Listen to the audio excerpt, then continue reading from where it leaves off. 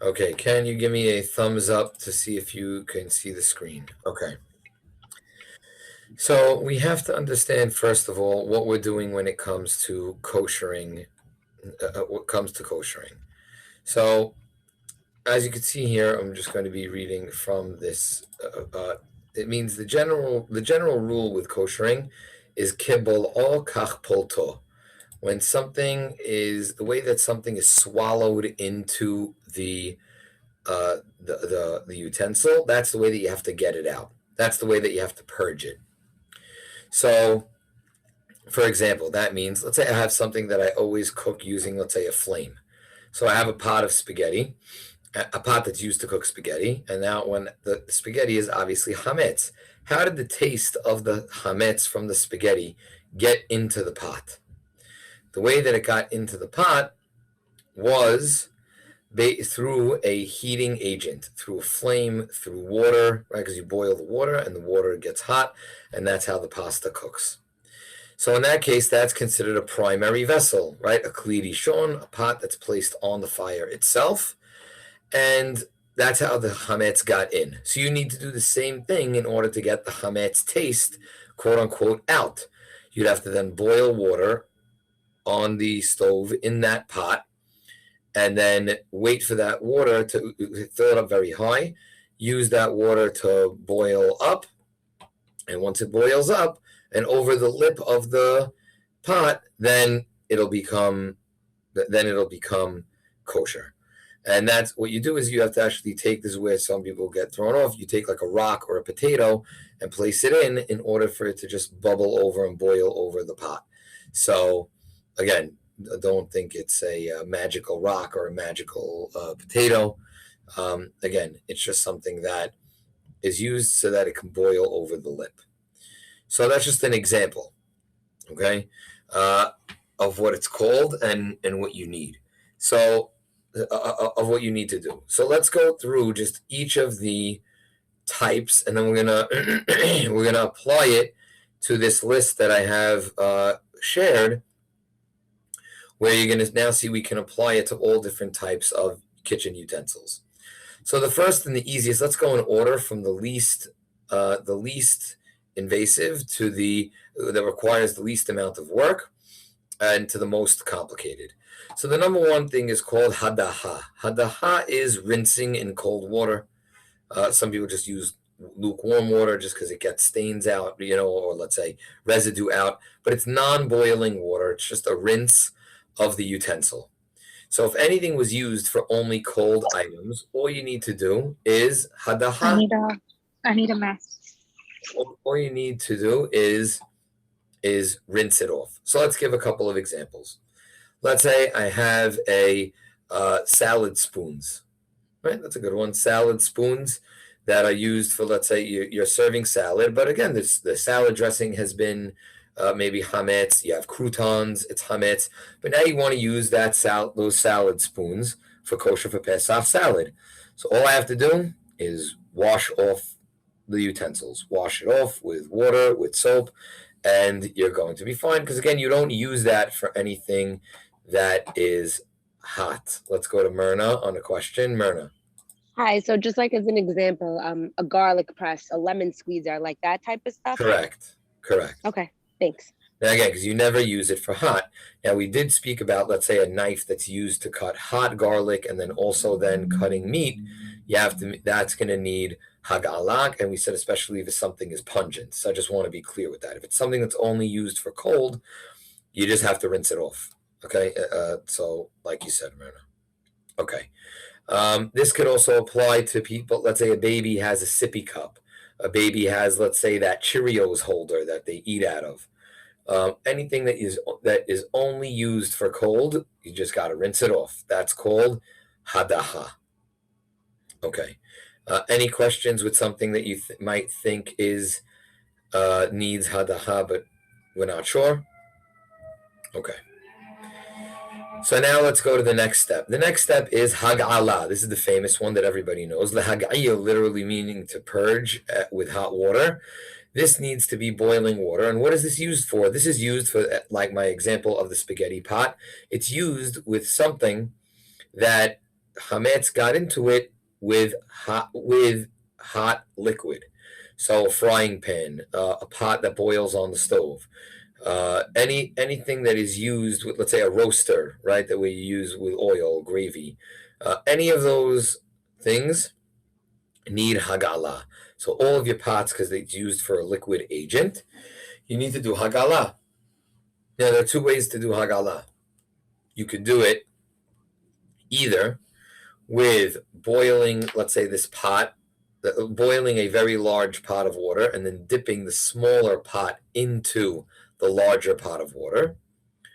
Or depending also on how you use it, you can pour out the hot water onto something, and that counts. Now, it only counts, as we said, kibol or kach poltor. That would help for, let's say, that would help for, let's say,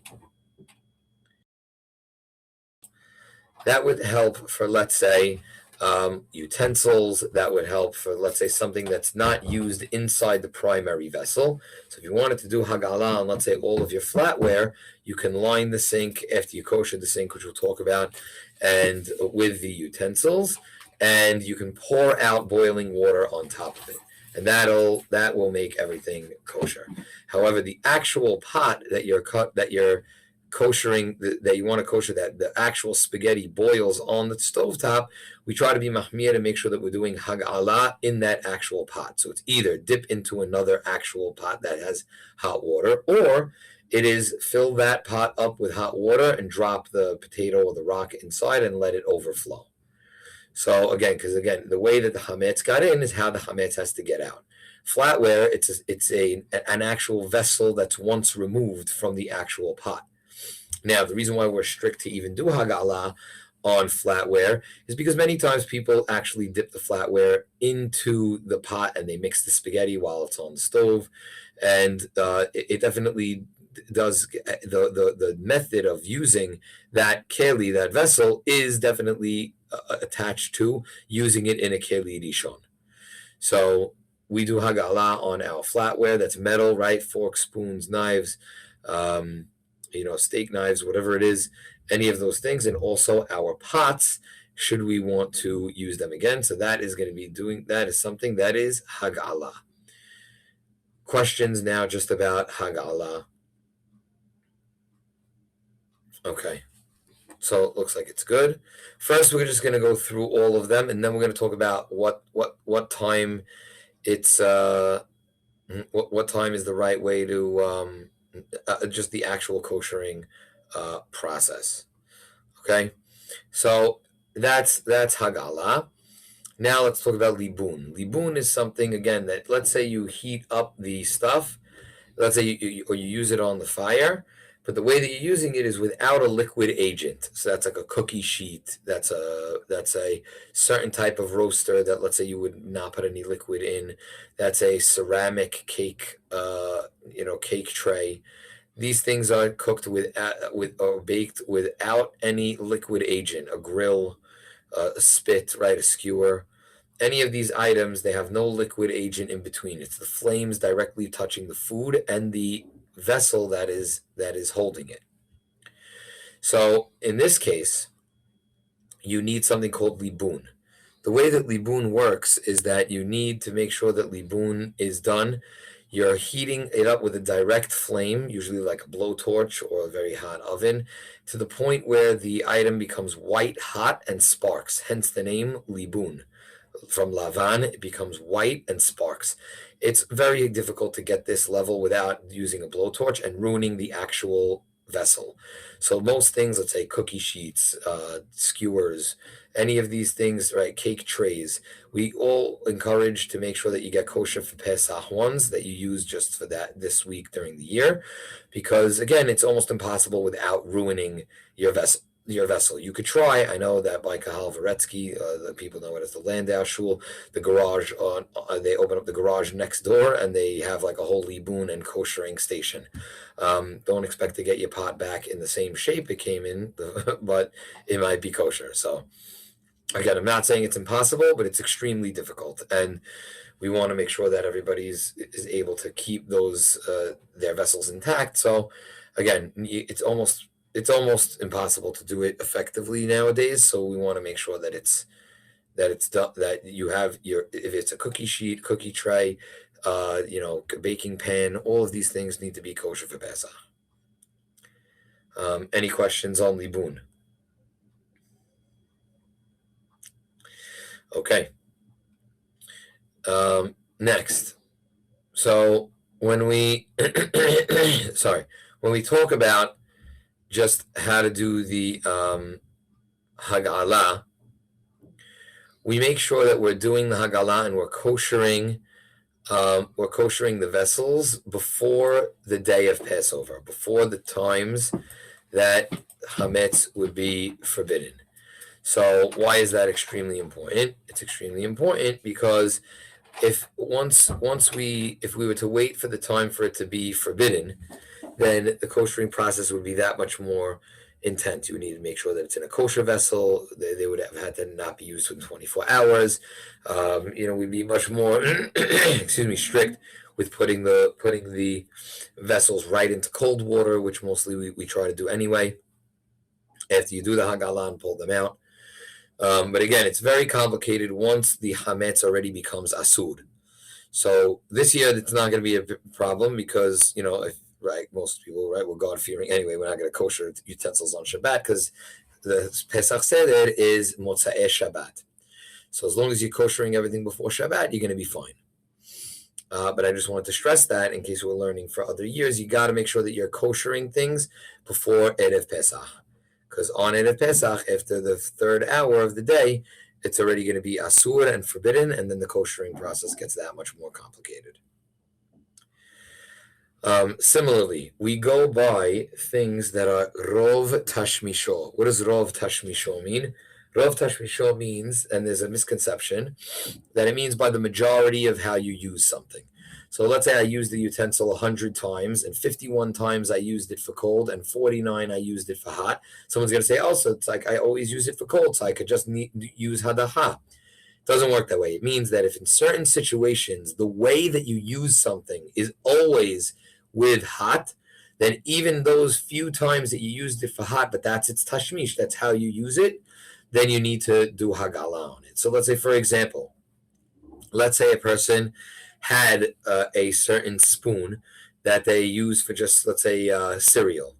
But anytime that they have hot soup with hametz, they also use that same spoon. So they say, but you know what? I have cereal every day, and soup I only have twice a week. Yeah, but every time you have soup, you use the spoon. So therefore, in that case, a person needs to make sure that they're koshering it the way that it's used, even in that secondary scenario, because that is still considered a primary way of using it.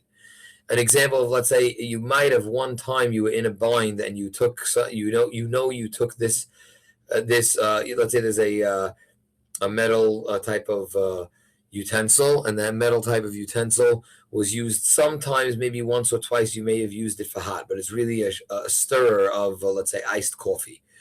All right, maybe one time you used it for something else. Okay, we're going to go by the majority, and it's not an accidental use, but it's not what you always use the spoon for. So in that case, we're going to say, Rabbi, do I have to worry that maybe one time, how do I know? Maybe one time I used it for hot. We don't have to do that. We go by the rov of the tashmish. Okay, so any questions just on the principles of the koshering? Anybody have a thought? Good? Okay, give me just a virtual thumbs up so I know people are listening. Something? All right, good. Thank you, Lynn. Thanks, Merns. Okay, good. Okay, now I'm going to scroll down, and now I broke it down, and I'll send out this document, hopefully, that I have I have a guide of just how to kosher each and every item that you have. Okay, so let's start and let's do the list. Okay, so refrigerator. All you have to do to clean your refrigerator is clean it out with soap and water and wipe it down. You just want to make sure that there's no actual spilled hametz in it, and that's just very important. So we clean out our refrigerator, wipe it down, soap and water, cold or warm, whatever you want, but nothing boiling there. Dishwasher. This is for Sefaradim. We rely on Magen Ba'adi, of course, and Pshat Maran, that once you're using soap, and you scrape off and even to be mahmir like the Rashba as well, and scrape off the chunks of food that are on the utensils. So we run the dishwasher on a normal cycle using detergent with no utensils in it, and your dishwasher is kosher. So again, that's pretty simple, as the water is self-contained. Let's go to the microwave. So with the microwave, we clean out with soap and water.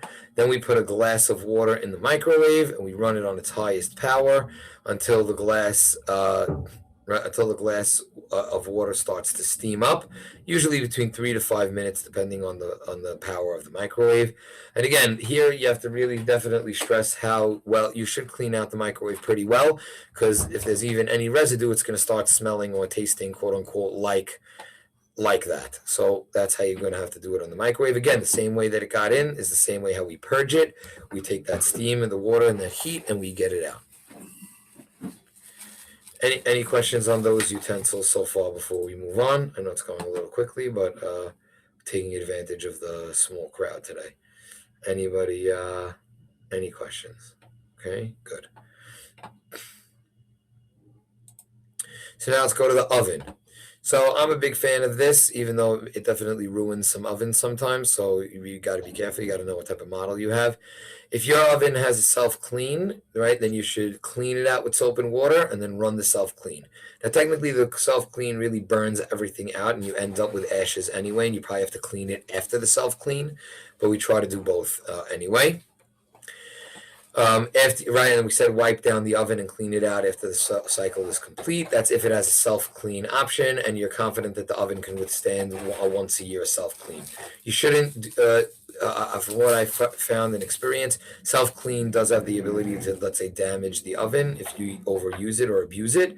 So I would recommend just doing it once a year, right? Once a year self-clean. For ovens without this option, right, or like we said, ovens that'll break, so you clean it out with soap and water, you run the oven on the highest temperature for an hour to an hour and a half, and then you clean it out again once there's been that burning. Right, again, preferable to wait 24 hours from the last use of hametz, but again, not necessary if you're koshering your oven before Erev Pesach, which again, we can't stress that enough. What about the oven grates? So we said again, the oven grates, if there's no hametz that you ever put directly onto the grates, then the grates are koshered with the cleaning of the oven, right? It's considered a libun kal, and which again could come in handy, the heter of libun kal, especially here when no food is put on it, and you run the temperature on the highest, 1.5 to 2 hours, it's going to be fine. If you put hametz directly on the grates during the year, like let's say some people have the custom, they defrost their pita bread inside the oven, but they don't put a tin foil, they don't put a tray, they just put the pita bread on the grates. So those grates are not kosher for Pesach, and you need libun. You're going to need new oven grates. So please, I beg people not to do that. My wife said, is it possible that you could use tin foil on top after you clean the oven, so that you don't have to get new grates? So we don't usually like to do that, because if any of the tin foil rips or you miss the spot, the entire grate is infused. So we try to make sure that if we do put food directly on the grates, that's hametz that we know of, then we need to try to do the new grates. Rabbi, Good? Okay. Rabbi, just like, even if the pita bread is in the oven for like literally a minute, you still want Again, to. once once it's yad soledet bo, right? Once the steam in the oven is very hot, then yeah, you'll be doing that. I don't know how to else again, because it's food directly on it. The only way to kosher it is going to be libun. I mean, look, you can go maybe bring it to somebody, see if they could torch it out for you. You just don't want to bend the grates. You know what I'm saying? It's not. And if that's the custom, you got to be careful. And then going forward, you got to put a tin foil, put something in, so that just to avoid this problem. Yeah, for sure. Thanks for that reminder. Okay. So what about the stove? What about the burners? What about the burners on the top of the stove? So you remove them and you do hagala. You pour boiling water over them. So you put them in the sink and you pour the boiling water over it. We said you could also submerge it, right? With the rest of your eating utensils, but I don't know, you have to have a very large pot for that. And again, the same thing, like this is what my wife's family used to do. If you put the pita bread to defrost right on the burner, right? Let's say you put the pita bread right on the burner and you ignite it. So that's going to be a problem for Pesach. Nowadays, most ovens, you can detach the burner. So what I told my wife is we should do is, designate one burner. Let's say the back burner, that's the pita defrosting burner, right? And then you could just take that burner off for Pesach if you wanted to. But again, just, try not to do that minhag because it's direct and then you're going to have to switch it up. These burners are actually something that probably a blowtorch can take and handle because they're very thick metal and alloy. So you could do that. But again, always try to not do that. Put bread directly on the burners in order to over it. But if you don't do that, then just doing regular hagala. The next one is a barbecue, right? So I get this a lot. Barbecue is extremely complicated. Again, because we have grates. We have we have grates and there, people they defrost buns, they put knishes, they put so many things are hametz that go directly onto the grates. And because it goes directly onto the grates, you're going to need libun. So if you wanted to, first, let's say some people, nowadays, I put this in, I maybe should update this. Not to, I don't know anybody who really has like a charcoal grill anymore. But let's say you did. So you have to remove all the coals from the grill, clean out the entire grill, clean out under the hood, soap and water, right? You'd have to get new coals or whatever, right? Even if you didn't have that, then you have to clean the hoods underneath. Clean off the grates, leave the burners on for 30 minutes with the barbecue closed, right? There's usually these temperature controls that you can see how hot the barbecue is getting. Half hour, 40 minutes, and then after that, close it, let it cool down, and then clean it out again. Again, if you put hametz directly on the grates, which I think most people do, then what you're going to have to do is you're going to have to then purchase new grates. Have a Pesach grate for the barbecue. And again, you're going to be putting burgers, you're going to be putting stuff all over the grates. So that's how to kosher barbecue. Any questions on so far what we've had until now? Okay, good. Looks like it's clear. Okay, glassware and Pyrex is very simple for Sfaradim. You're allowed to, they do not need to be koshered. Rinse them off just in case there's any mamashut, which is actual residue. As long as you have a clean glassware or Pyrex, then you're fine. I want to stress something like any glass is not allowed because it has a metal rim around it, and it's actually, comprised of metal, I believe, in some of the models as well. But colored glass is allowed, just like regular glass. Painted glass or anything with that metal rim around is not allowed. And you're going to have to treat it as something that's metal, even though it's just on the rim or on the edge. Then it's going to be a problem. You cannot use it for, even during the regular year, you can't use it for meat and then dairy, which is the custom, let alone not hametz and hametz. Okay, metal pots and metal spoons, forks, and knives we discussed.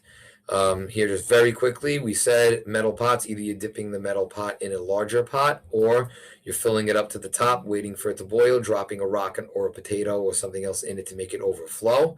Metal spoons, forks, and knives, we said we are strict. Hamadei Yosef is very clear that we treat this as a kli rishon.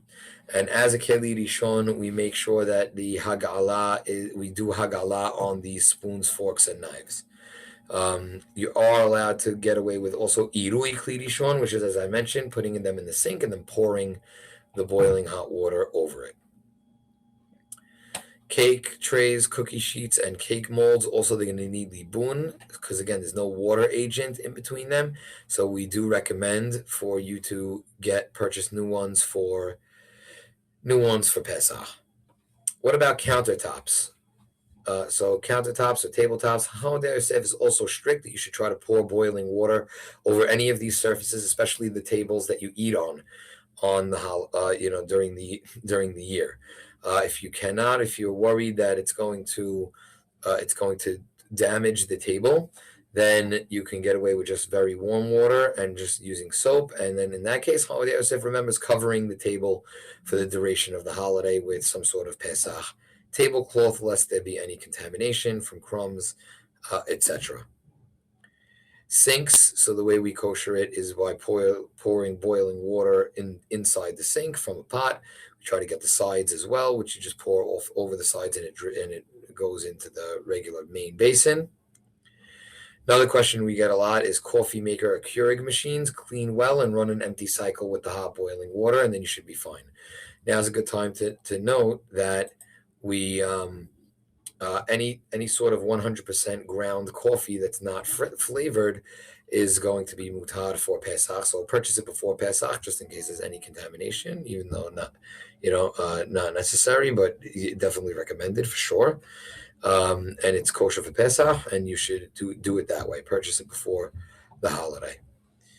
What about a blech or a hot plate? Again, clean well and pour boiling water over it from the surface. Again, because it sometimes on Shabbat, actual hametz items get put on the blech and boiled over, and it spills onto that surface.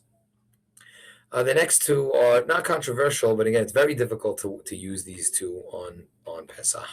One is a KitchenAid. So an old overused KitchenAid that has flour stuck in the nooks and crannies should not really be used on Pesach. You should either get a holiday one. It's not going to work. But if you have one that's in relatively good condition, it's not you treat it well, it's clean, even the base. Then you would take the attachments and you do hagala on the attachments, and you clean the actual machine for any flour remnants. Again, I've seen how somebody who really uses this KitchenAid, how it works on, and it's really it's very scary because it has actual wheat, actual flour, definitely hametz on it, and you got to be very careful. So a KitchenAid, I would recommend either have a Passover one. Again, there are not too many things that we need a KitchenAid for on Pesach, is the best of my understanding. If anybody here wants to correct me, then they can. But again, definitely recommended to get a Pesach one. And same thing with the toaster oven. Toaster oven, again, because most people, they just throw things on the grates, so those grates would need libun. They're careless in using that tray, and even if they do use that tray, you need a new tray for Pesach. And there's so many crumbs and stuff that are almost impossible to get because there are many holes in the actual oven that I highly recommend to get a new toaster oven or a Pesach toaster oven, as it's extremely difficult to kosher. So these last two, I would recommend getting new ones for Pesach. Okay, so that ends the shiur for koshering. We went through the main. We went through the philosophy. We went through the foundation. We went through the laws, and we went through the extended list of items. Does anybody have any questions? We'll take them now, even on specific items or something we covered. Hi, Rabbi, I have a question, but it's sorry to interrupt everyone. It's very specific to me. Okay, you're here, so go. Okay, so the oven grates, I know this is going to sound silly, but because I just moved into this house, number one, the people who lived here before me were kosher, regular Syrian people. I don't know what they did with the oven grates. That's number one. And number two, I know this might sound silly, but I don't know if I ever put bread directly on there. I don't think I did. Right. So then if you don't think you did, so then you're just going to do the regular, for both cases, Myrna, like you said, you just moved into some place and we don't know what they did. So just go with the regular self-clean or a regular item with the, with the grates inside, and then you should be fine. The libun kal suffices even in a safek situation. All right. Thank you. Okay, good. Okay. All right. Anybody else with questions? Okay, guys. Thank you so much for attending. Next week, we'll go over kosher products and we'll start some stuff on the Seder. Take care. Thank you.